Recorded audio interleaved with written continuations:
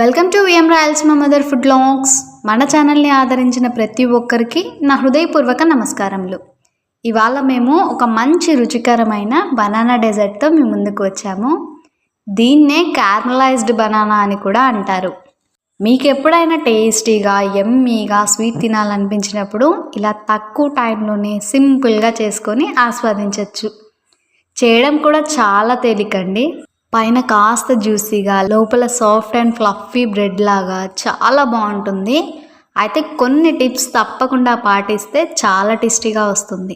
ప్రతి ఒక్కరు కూడా మిస్ అవ్వకుండా ఖచ్చితంగా ట్రై చేయాల్సిన రెసిపీ అండి. అస్సలు మిస్ అవ్వద్దు. ఇలా ఏముందిలే అని వదిలేసారా చాలా రుచికరమైన రెసిపీని మిస్ అవుతారు.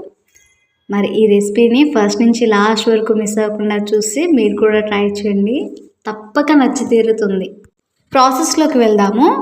ముందుగా ఈ రెసిపీ కోసం స్టవ్ మీద ప్యాన్ పెట్టి దాంట్లోనే 20 గ్రామ్స్ బటర్ వేసి కరిగించుకోవాలి. ఇందులోనే 20 గ్రామ్స్ బ్రౌన్ షుగర్ వేసాము.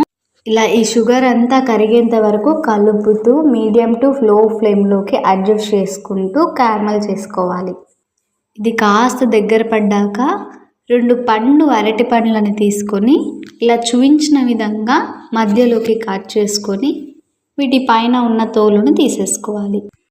ఇదిగో క్యారమల్ కన్సిస్టెన్సీ పర్ఫెక్ట్గా వచ్చింది చూడండి. ఇదిగో ఇలా రావాలి పాకం. ఈ విధంగా వచ్చాక కట్ చేసుకున్న బనానాస్ని ఈ క్యారమెల్లో వేసేసుకుందాం. ఇప్పుడు మంటని లో ఫ్లేమ్లో పెట్టేసుకునేసి మరో బౌల్లో ఒక ఎగ్ని పగలగొట్టుకొని వేసుకోవాలి. ఇంకా 50 గ్రామ్స్ పంచదార, 8 గ్రామ్స్ వెనిలా షుగర్ వేసి విస్కర్ సహాయంతో బాగా బీట్ చేసుకోవాలి. ఇలా నురగ వచ్చేంత వరకు బీట్ చేసుకొని ఇందులోనే 50 ml ఆయిల్ వేసి బాగా బీట్ చేయాలి.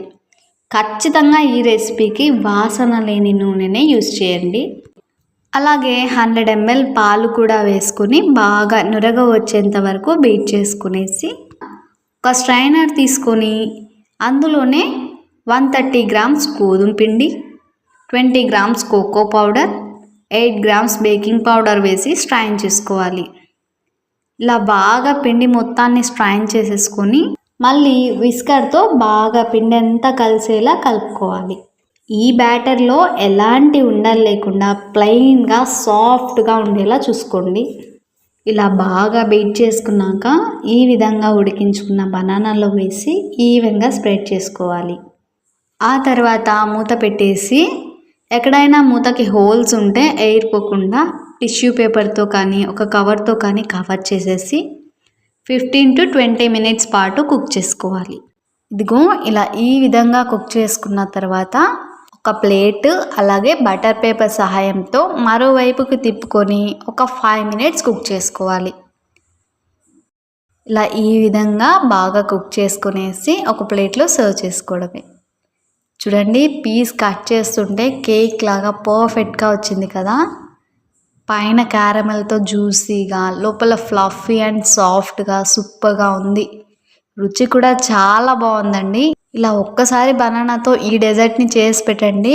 బనానా అంటే ఇష్టపడని వారు కూడా చాలా ఇష్టంగా తింటారు. అంత బాగుంది అన్నట్టు. ఇంకా పిల్లలు అయితే ఇలాంటి రెసిపీస్ పైన ఎక్కువ మక్కువ చూపిస్తూ ఉంటారు. వాళ్ళు ఎప్పుడైనా అడిగినప్పుడు ఇలాంటి వాటిని మనం బయట నుంచి కొనిస్తూ ఉంటాము. అదే ఇలా సింపుల్గా ఇంట్లో చేసుకుంటే హెల్తీగా ఇంటిల్లపాది రుచికరమైన ఫుడ్ని ఎంజాయ్ చేయొచ్చు. మరి ఇంత మంచి రుచితో ఈ బనానా డెజర్ట్ అద్భుతంగా ఉంది. ఎవరైనా సరే చాలా ఈజీగా ప్రిపేర్ చేసుకోవచ్చు. అస్సలు మిస్ అవ్వకండి. అస్సలు ఈ రెసిపీని ఇష్టపడని వారెవ్వరూ ఉండరు. అంత బాగుంటుంది అన్నట్టు. మీరు ట్రై చేశాక మీకు ఏమైనా డౌట్ ఉంటే కామెంట్ రూపంలో పెట్టండి. ఖచ్చితంగా రిప్లై ఇస్తాము. కొత్తగా మన ఛానల్ని చూసే వాళ్ళైతే సబ్స్క్రైబ్ చేసి పక్కనే ఉన్న బెల్ సింబల్ని క్లిక్ చేయండి. మేము పెట్టే ప్రతి వీడియో మీకు నోటిఫికేషన్ రూపంలో వస్తుంది. అలాగే మీకు తెలిసిన వారికి షేర్ చేయండి. మీరు ఇచ్చే లైక్స్, షేర్స్, వ్యూసే మాకు సపోర్ట్. ఈ రెసిపీని చివరి వరకు చూసిన వాళ్ళందరికీ నా హృదయపూర్వక ధన్యవాదాలు. మరో మంచి రెసిపీలో కలుద్దాం.